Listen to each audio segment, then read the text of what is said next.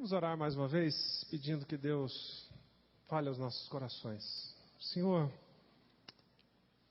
há tantas coisas que talvez o Senhor queira nos falar e que na correria do dia a dia, do ministério, da vida, da própria família, a gente vai deixando para trás e deixando de ouvir o Teu Espírito. Então agora, no silêncio, na tranquilidade, fala ao nosso coração, usa o Dr. Shed, fala através do Teu Espírito e que a Tua palavra penetre em cada um de nós. É isso que te pedimos agora, por isso oramos em nome de Jesus. Amém. Obrigado, meu irmão.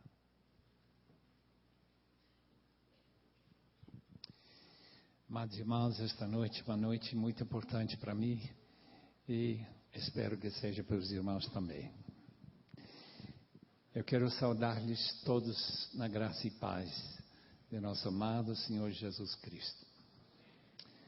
Quando a gente recebe um convite, como eu tenho recebido para falar para os amados irmãos, neste encontro tão importante, Deus me parecia falar que aquilo que está criando tanta crise, tantos problemas em nossas vidas, amados irmãos, é ter negligenciado uma doutrina muito básica e central na palavra. Nós estamos vivendo numa civilização que tem aumentado tremendamente, só na minha geração, tremendamente o número de escolhas que a gente tem.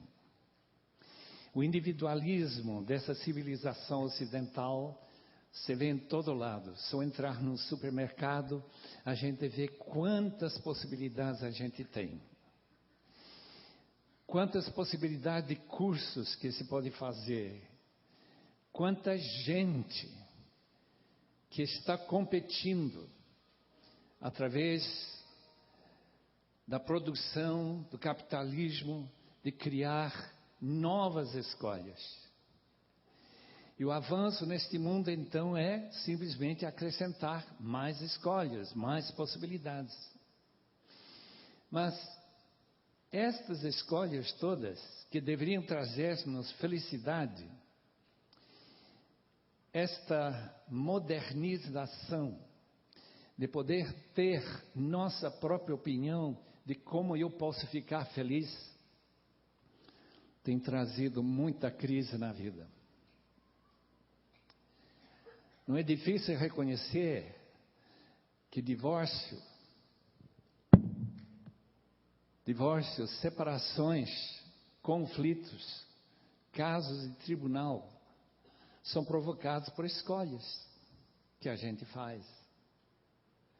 Portanto, nesta noite eu queria que os irmãos notassem dois textos na palavra que eu quero tentar expor para os irmãos e ver como estão relacionados com nossas crises. Primeiro texto é 2 Coríntios capítulo 5, versículo 6. 2 Coríntios capítulo 5, versículo 6, 9, 10, 11, pular para o versículo 14 até o versículo 17. Portanto, temos sempre confiança e sabemos que enquanto estamos no corpo, estamos longe do Senhor, porque vivemos por fé e não porque vemos. Temos, pois, confiança e preferimos estar ausentes do corpo e habitar com o Senhor. Por isso temos o propósito dele agradar. Quer estejamos no corpo, quer o deixemos, pois todos nós devemos comparecer diante do tribunal de Cristo para que cada um receba de acordo com as obras praticadas por meio do corpo, quer sejam boas, quer sejam más. Uma vez que conhecemos o temor do Senhor, procuramos persuadir os homens. O que somos está manifesto diante de Deus e esperamos que seja manifesto também diante da consciência de vocês. Versículo 14, pois o amor de Cristo nos constrange, porque estamos convencidos de que um morreu por todos, logo todos morreram. Ele morreu por todos para que aqueles que vivem já não vivam mais para si mesmos, mas para aquele que por eles morreu e ressuscitou. De modo que de agora em diante a ninguém mais consideramos do ponto de vista humano, ainda que antes tenhamos conhecido ou considerado Cristo dessa forma. Agora já não consideramos assim. Portanto, se alguém está em Cristo, é nova criatura, as coisas antigas já passaram, eis que surgiram coisas novas. Eu queria orar com os irmãos mais uma vez, com sua cooperação, pedindo que Deus faça com que sua palavra se torne viva, eficaz, cortante, penetrante e transformadora. Se os irmãos estão a favor de um pedido como esse, me ajudarão demais. Vamos orar. Pai Celeste, estamos aqui sem nenhuma possibilidade humana de fazer alguma modificação que tenha uma bênção eterna. Mas estamos dependendo de Ti inteiramente. 100%. Se Tu queres e acreditamos que Tu queres, fala-nos nesta noite de uma maneira contundente. Corte nosso coração, Senhor. Quebrando-nos, colocas diante de Ti, para que nós possamos, de fato, ser servos confiáveis, pessoas que realmente acreditam em Ti, Senhor, de todo o coração. E para que nossos ministérios, Senhor, sejam de grandemente usados para a Tua glória, Senhor. Queremos tanto ser pessoas que Te agradam, como Paulo diz neste texto. Te rogamos tudo isso para que Tu sejas glorificado, ó Deus. Em nome do Senhor Jesus. Amém e amém.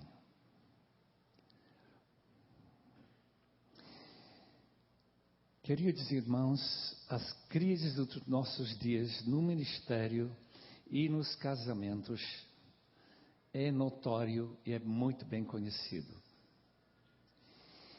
Uma pesquisa feita alguns anos atrás pelo seminário de Fuller, muito conhecido essa pesquisa, mais de 1000 pastores, trouxe este pensamento sombrio, que pastores trabalham bastante, 46 horas por semana na média, mas que não estão felizes com o treinamento que receberam, acharam defeituoso, 80% pelo menos achavam assim.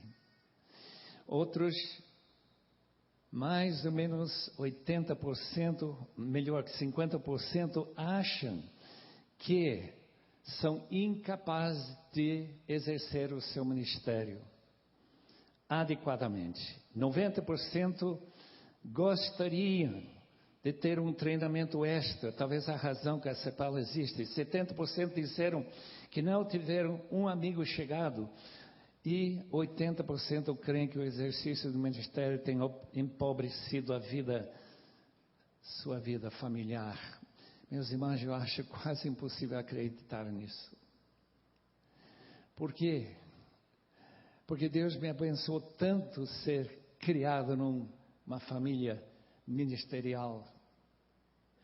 Me parece que isso foi uma das maiores bênçãos da minha vida. Como é que é possível chegar a essa conclusão que o ministério tem empobrecido sua vida familiar?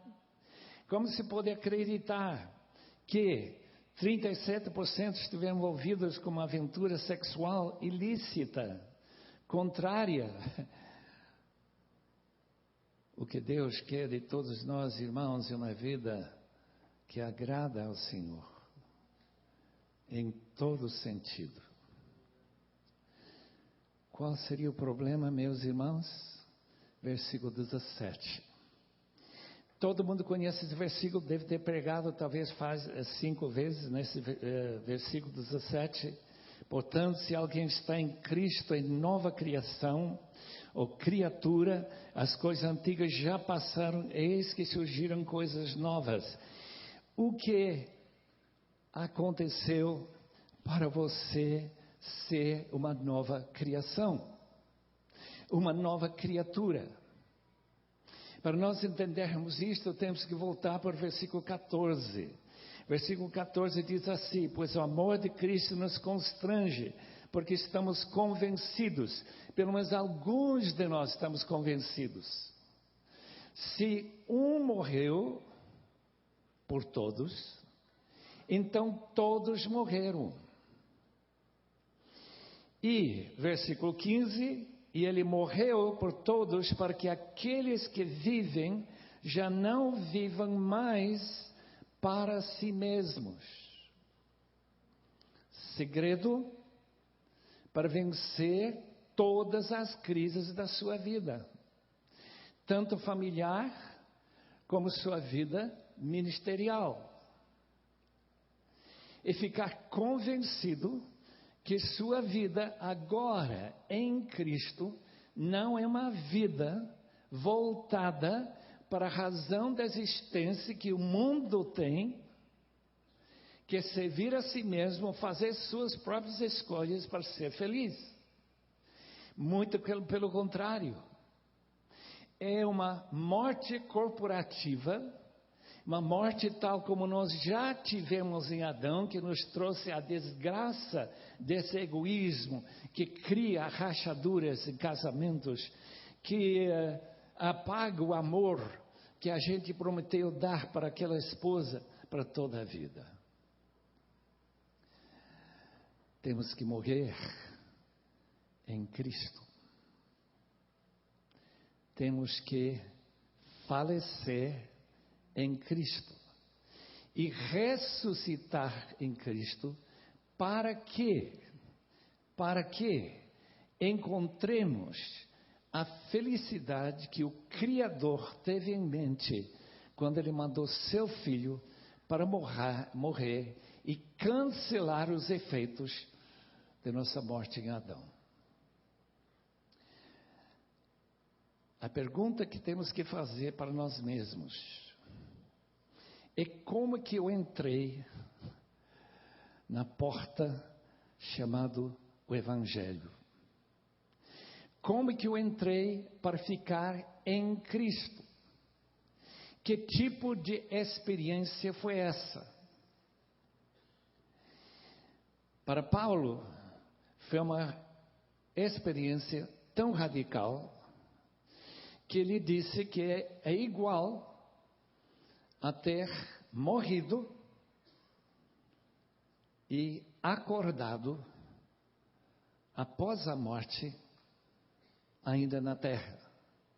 Uma experiência como aquela chinesa chamada Norma, quando filho do médico de Xangai, quando o Partido Comunista tomou conta daquela cidade, chamaram todas as pessoas que tinham estudado na escola evangélica. Norma era uma delas, era nome americana, não nome chinesa. E quando o oficial pediu informação: você é evangélica? Ela não era evangélica. Ela disse: eu sou. Só falou isso. Imediatamente levada para ser fuzilada. Uns 6, 7 soldados com suas espingardas apontadas para o seu coração. Mandou disparar. Pedaços de tijolo caíram na cabeça dela. Disse: eu estou vivo. Eu não morri. O capitão também notou isso. Manda carregar novamente. Todo mundo aponta de novo, aponta para o coração dela, dispara e novamente pedaços de tijolo caem em cima da cabeça dela e ela: estou viva. Meus irmãos, ainda que ela não foi evangélica, essa experiência transformou sua vida. Se tornou uma grande evangelista. Escapou da China, chegou a conhecer a Cristo e Deus mudou a sua vida. Deixe-me ler rapidinho o que Paulo diz que esta mudança fez por ele. Versículo 6. Portanto, temos sempre confiança. Confiança que seu casamento pode melhorar, que seu filho afastado de Cristo pode se converter de verdade, e que seu ministério poder abençoar gente, transformando vidas. Portanto, temos sempre confiança. Número 2, versículo 9. Para isso, temos o propósito dele agradar, quer estejamos no corpo, quer não estejamos no corpo. Só uma coisa interessa: agradar ao Senhor. Essa modernidade em que a gente está sempre procurando agradar a si mesmo, sempre achando que está perdendo alguma coisa, porque eu não sou tão feliz como eu poderia ser se eu tivesse mais um pouquinho, um carro mais novo, mais propriedade, mais gente na minha igreja, eu ficaria mais feliz. A gente esquece o propósito da vida depois de ter morrido com Cristo é agradar aquele que morreu por nós. Fazer Deus sorrir, fazer Deus já pensar na festa que você vai criar, quando você chegar na presença dele finalmente. Bem feito, servo bom e fiel, foste fiel no pouco, sobre o muito te colocarei. Mais uma palavrinha, versículo 10. Por todos nós devemos comparecer diante do tribunal de Cristo para receber o bem ou o mal que nós fizemos.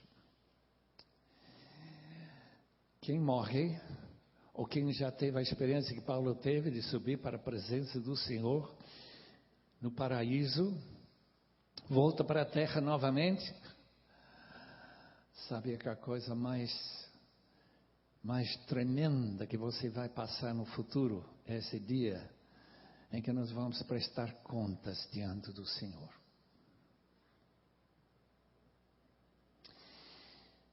A vantagem de ter morrido, irmãos, e não como aquele industrial de São Paulo que falou para mim: quando eu morrer, eu vou morrer como cachorro, é que quando a gente morre, ele sabe que a vida não terminou, que tem algo que cria um temor tremendo, do versículo 11, uma vez que conhecemos o temor do Senhor. Esse temor que é provocado pelo fato que um dia você, meu irmão, e eu teremos que dizer para o Senhor: por que eu deixei essa esposa? Por que eu não tratei esse marido com respeito? Por que eu não criei esses filhos como a Bíblia manda? Vou ter que explicar isso para ele. Meus irmãos, há coisas nesta vida que são terríveis, terrivelmente apavorantes. Por exemplo, ficar aqui, diante dos irmãos. Eu estou tremendo, eu estou absolutamente arrasado, mas há uma coisa pior: é morrer e chegar na presença de Cristo. E saber por que você não foi fiel à sua própria palavra. Porque se alguém está em Cristo, nova criatura é. Coisas velhas passaram. E se não passaram? A pergunta que ele vai fazer para mim e para o irmão é: como que você foi abraçar aquelas coisas da sua vida passada?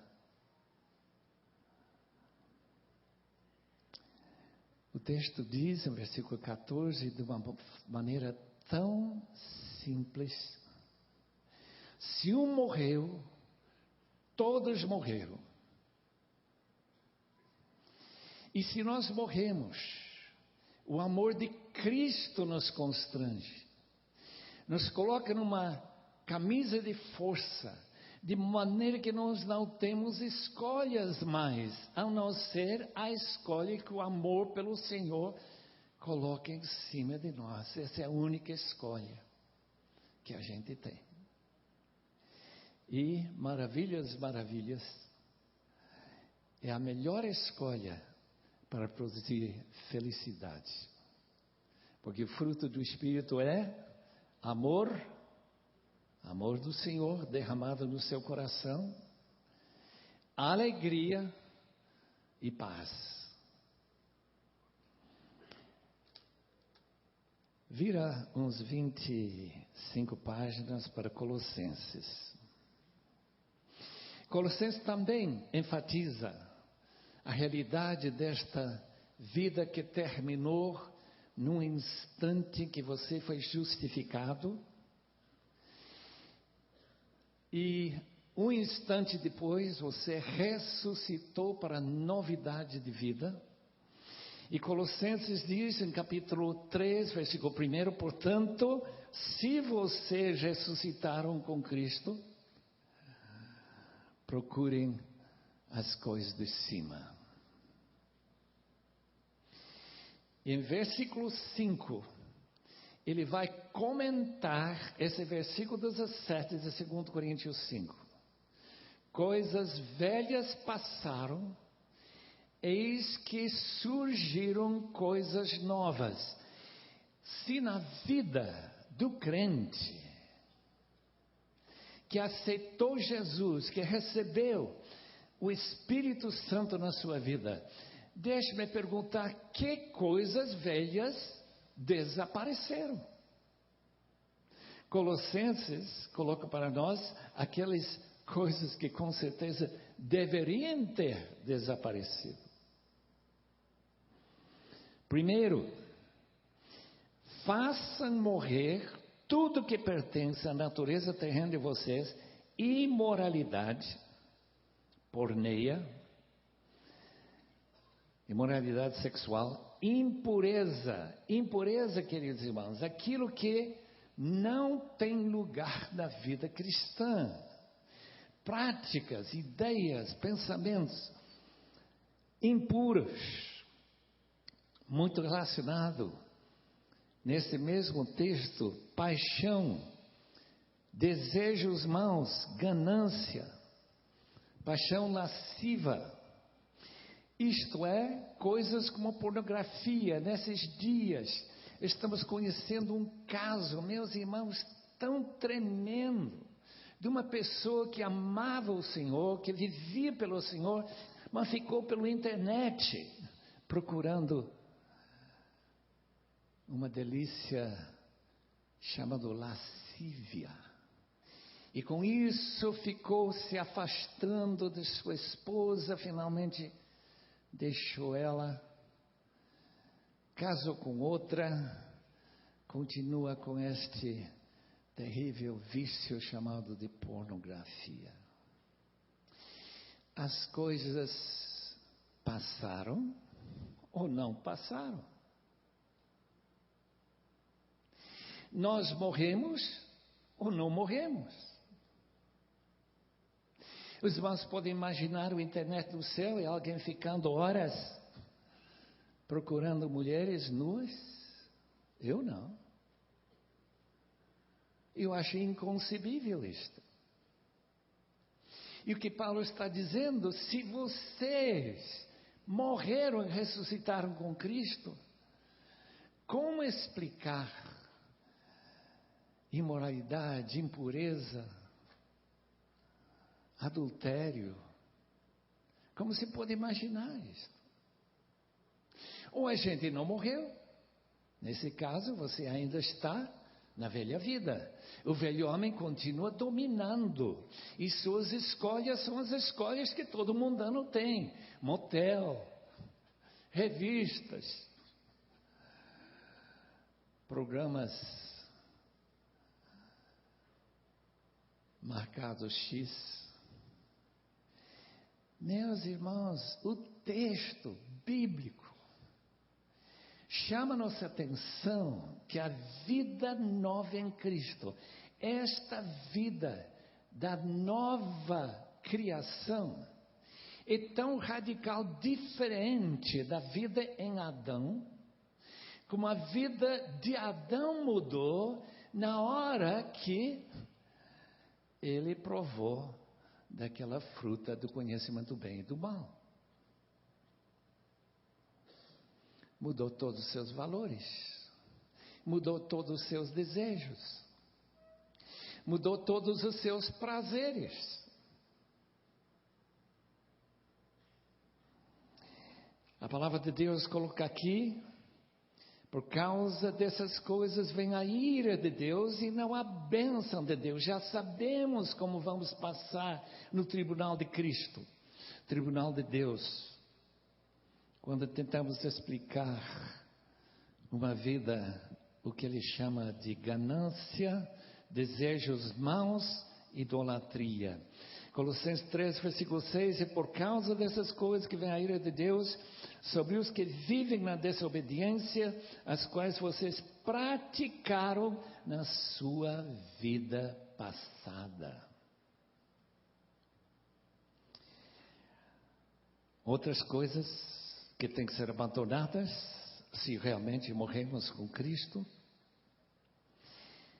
Ira. A palavra ira simplesmente significa aquele espírito de raiva que não desaparece durante um dia, 2 dias, uma semana, um mês e finalmente vem o divórcio. Eu não aguento viver mais com esse homem ou aquela mulher. Eu fui levado para o aeroporto ontem à noite com um irmão que quer ser missionário. Ele, com toda a sua experiência conjugal, diz exatamente isso: eu não aguento mais essa mulher. Me divorciei e casei de novo. Por quê? Porque ele esqueceu. Eu acho que ele não era crente, mas se ele tivesse sido crente, porque isso acontece com crentes também, que ele esqueceu que quem morreu e ressuscitou com Cristo para a novidade da vida não pode ter uma raiva como essa. Simplesmente não existe, não tem lugar para encaixar essa raiva. Tem mais uma palavra aqui: raiva explosiva, indignação. Os irmãos conhecem aqueles casos onde pessoas ficam com tanta raiva que eles batem na outra pessoa? Ah, meu irmão, crente, nascido da morte de Cristo para a novidade da vida, realmente ressurreto com Cristo? Eu acredito que não. Maldade, o que é maldade? Vingança. E eu lembro quando eu casei, queridos irmãos, há mais de 50 anos atrás, os irmãos já sabem disso, né? Um dos meus primeiros problemas era da Patrícia também, né? E quando ela me ofendia, o que eu vou fazer para ofender ela? Isso é maldade, irmão. E eu tive que pensar muito bem. Se Jesus manda amar nossos inimigos, como que devemos tratar nossas esposas? Desse jeito nunca. Maldade, maledicência. Maledicência é uma coisa tão simples. É começar a comentar com seus amigos como ela é ruim. Todas as falhas dela. Isso é maledicência. Em vez de falar da bênção que Deus me deu. Mulher que ora por mim. Mulher que me aguenta. Meus irmãos, os irmãos não sabem o que ele passou. E continua passando.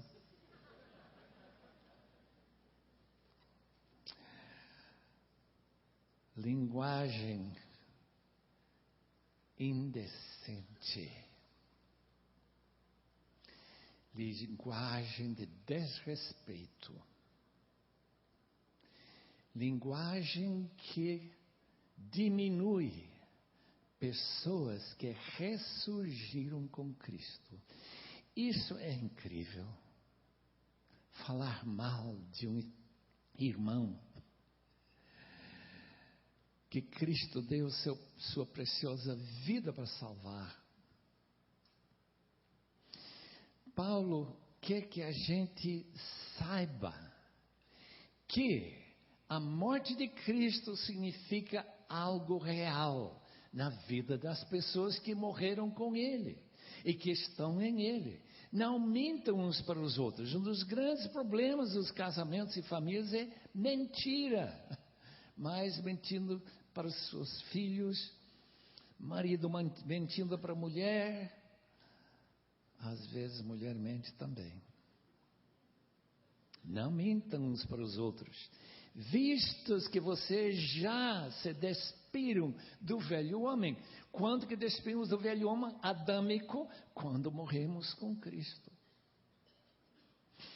O texto vai mais longe, diz que Cristo está nos reformando, está nos transformando com uma roupagem nova, se revestiram do novo homem, que é Cristo, qual está sendo renovado em conhecimento à imagem do seu Criador. Os irmãos sabem por que Deus criou o homem? Porque Ele gostou tanto do seu filho. Diz, eu quero filhos e filhas que me lembram do meu filho amado. Ele é o filho amado de Deus. Portanto, Ele criou Adão, criou Eva, com essa expectativa que eles ficariam igual a Jesus. E o que acontece? Egoísmo, mundanismo, muitas escolhas que parecem que vão trazer felicidade para a gente e só trazem tristeza. Racismo aparece logo no versículo 11. Nessa nova vida já não há diferença entre grego e judeu, circunciso e incircunciso. Não há diferença entre cita, escravo, livre, mas Cristo é tudo. Quando Cristo é tudo, porque quem está na nova criação, Ele é tudo mesmo. Como que a gente pode olhar para uma pessoa de cor diferente, que tem diferente cultura, que fala diferentemente que eu falo, e desprezá-lo? Não, Senhor. Cristo não admite isto. Esta nova vida em Cristo não admite isso. Eis que coisas novas surgiram. Tudo que tenho falado quase até este momento é negativo. Podemos gastar 5, talvez 10 minutos falando de coisas positivas. Veja, versículo 12. Portanto, como povo escolhido de Deus, santo, amado, porque quem ressuscitou com Cristo é um povo santo, amado, revistam-se de profunda compaixão de Cristo. Ele que chorou por Lázaro, por Jerusalém, Ele que chorou por nós no jardim.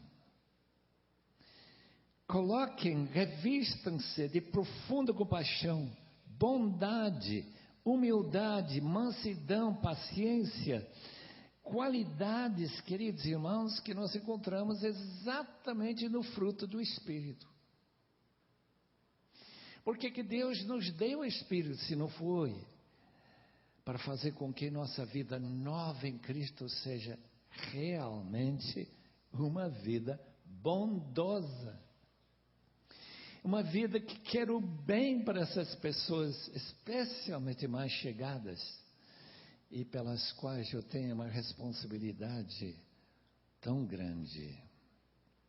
Humildade, mansidão e paciência. Os irmãos sabem que viver com outra pessoa debaixo do mesmo teto, ter filhos, requer muita paciência. Antes, quando eu era solteiro, meus irmãos, a vida era tão fácil. E a gente imaginava, depois de casar, como que eu vou viver exatamente como já vivi. E de repente descobri que não era bem assim, não. Agora somos família. Agora precisa de paciência. Uma criança fica doente de noite. Paciência, meu rapaz. Eu sei que você tem que trabalhar no dia seguinte, não está podendo dormir. Paciência, meu. Paciência com aquela senhora que nunca está pronta na hora.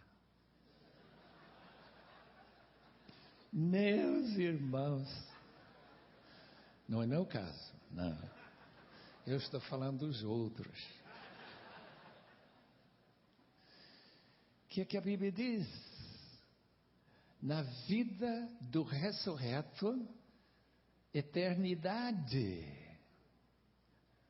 Você nunca deve perder a paciência, porque tem eternidade. E eu não conheço ninguém que tenha que esperar eternamente. Suportem-se uns aos outros e perdoem as queixas. Se é um casal aqui que não tem queixa, um contra o outro, eu já estive com pessoas assim, são realmente raras e abençoadas. Eu estive com uma senhora em Rio de Janeiro, há muitos dias atrás, casada com uns homens muito conhecidos no Brasil. Ela simplesmente não tinha queixa contra esse homem. Não tinha. Ela estava tão apaixonado, depois de uns 40 anos de casado, que ela não tinha nenhuma queixa. Por favor, não falem com Patrícia. Ela não era essa senhora. Ela tem.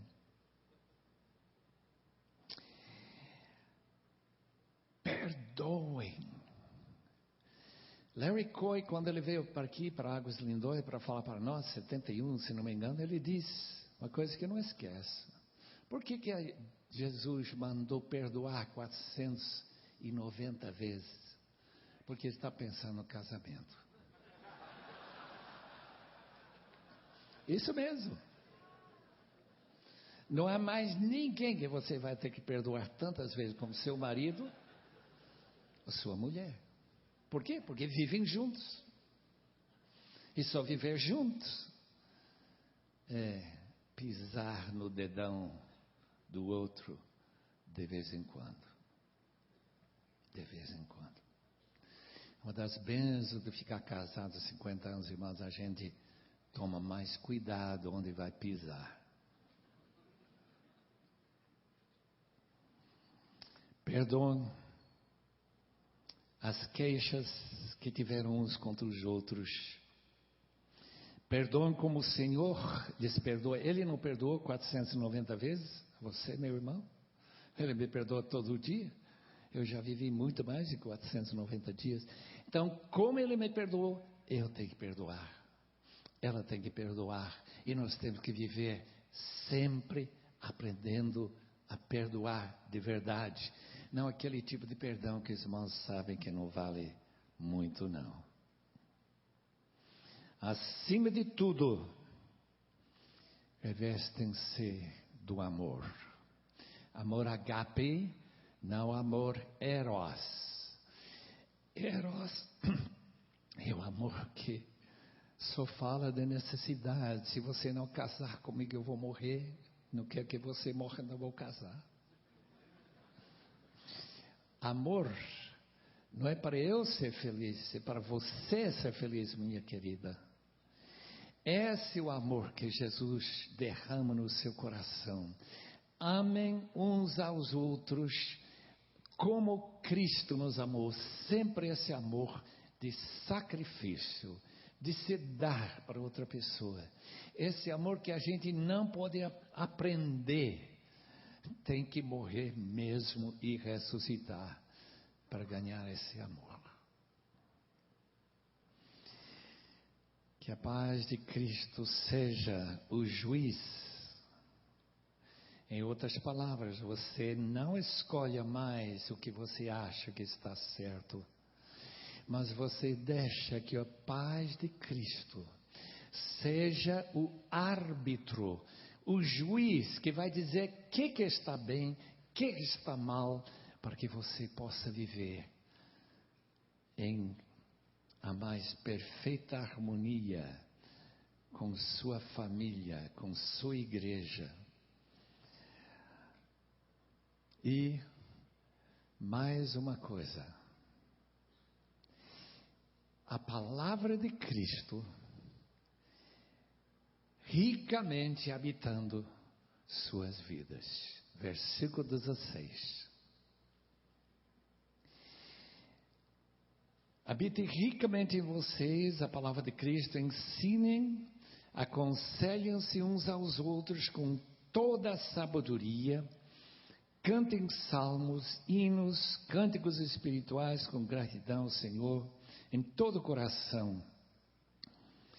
Tudo que fizerem, seja em palavra ou ação, façam em nome do Senhor Jesus, dando por Ele e dando por meio dEle graças. Os irmãos notaram que em apenas 3, 4 versículos, Deus manda a gente dar graças 3 vezes. Versículo 15, versículo 16, versículo 17. Tudo que fizeram, seja em palavra ou em ação, façam no nome do Senhor Jesus, dando por meio dele graças a Deus Pai. Se a sua vida familiar não é motivo de constante gratidão, alguma coisa está errada. Ou você, meu amado irmão, não morreu e ressuscitou, porque os anjos que não foram redimidos estão sempre gratos. Imagina nós. Então, dentro da vida familiar, há sempre algum motivo para estar oferecendo graças ao Senhor. Um dia alguém chegou a fazer uma pergunta para George Mueller. Deve ter sido quase 100 anos atrás. Senhor Jorge, já com 70 e poucos anos, como que o senhor conseguiu cuidar de 10.000 crianças? Como o senhor pôde colocar 150.000 crianças, matriculando-os em escolas? Como o senhor pôde repassar milhões de libras para missões? Como o senhor ganhou tanta gente para Cristo? Como o senhor teve milhares de respostas à oração? O Miller ficou em silêncio por um tempinho. E ele começa a se curvar. Dava a impressão que ele ia cair. Ele disse: um dia, George Mueller morreu. Ele morreu pelos seus próprios interesses. Ele morreu para suas ambições. Ele morreu para suas próprias escolhas. E todo esse fruto do seu trabalho foi o resultado. Se alguém está em Cristo, nova criatura é. As coisas velhas passaram, eis que surgiram novas. Minha oração para todos os amados irmãos, irmãs, é que esta vida em Cristo se torne uma realidade, como Romanos 6:11 diz: considerem-se mortos para o pecado e vivos para Deus por meio de Jesus Cristo. Ó Deus, venha sobre este auditório com tua graça e poder para realmente ensinar-nos o significado de tua palavra. E para nós começarmos a notar realmente que coisas velhas realmente passaram. E que coisas novas surgiram em decorrência dessa morte corporativa em Cristo.